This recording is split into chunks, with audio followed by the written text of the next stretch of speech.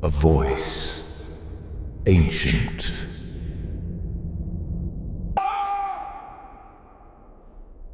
The air in the cathedral is colder than the grave. But you are merely a man in a costume, borrowing the darkness. I am its king. And I have come to claim my throne. You have built a kingdom of fear, little bat. A commendable effort. Gotham City is a kingdom of shadows, and for years, it has had only one king. The Batman. He is a creature of the night. A mortal who has weaponized darkness and fear to hunt the predators that stalk his home. He is a symbol, a myth, whispered by criminals.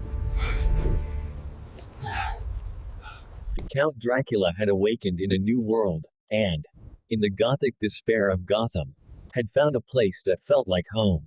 He came not as a costumed rogue or a deranged clown, but as an ancient aristocrat from a land of superstition and blood. He saw the city's corruption not as a cancer, but as a feast. The disappearances began subtly. High society figures, last seen at exclusive soirees, vanished without a trace.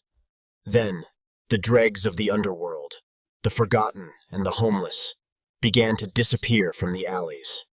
Batman, with all his technology and detective skills, was facing a predator whose methods were outside the realm of criminal science.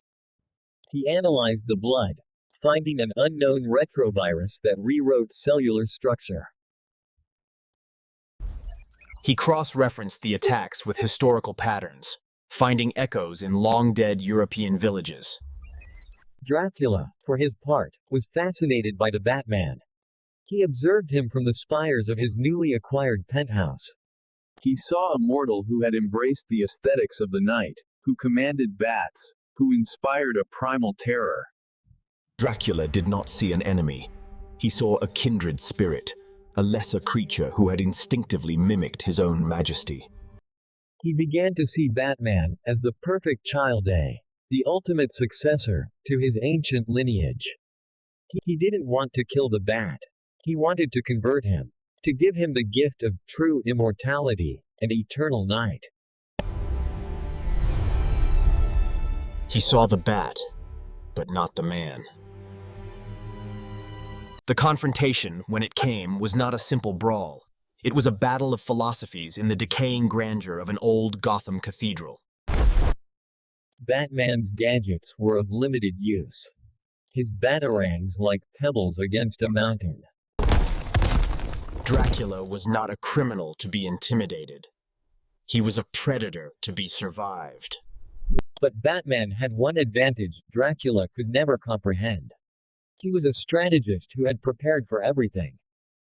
He had faced gods and monsters before. He understood that this was not a fight he could win with force. It was a hunt.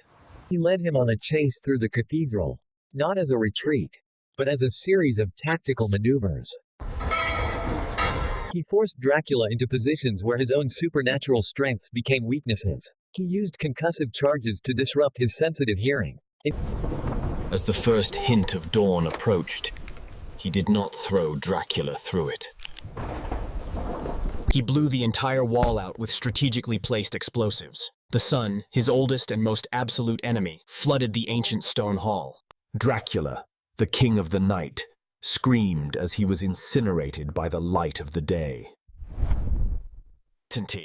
Defeated not by a greater monster, but by a mortal man who understood that the darkness is always, eventually. Batman proved that even the king of all vampires can be defeated by human intellect and unwavering will. But Dracula is a creature of supernatural evil. On the world of Apocalypse, there is a being who is a god of pure, calculated, technological tyranny. And that dark god, Darkseid, would one day turn his burning gaze to Earth's greatest champion, a man of steel.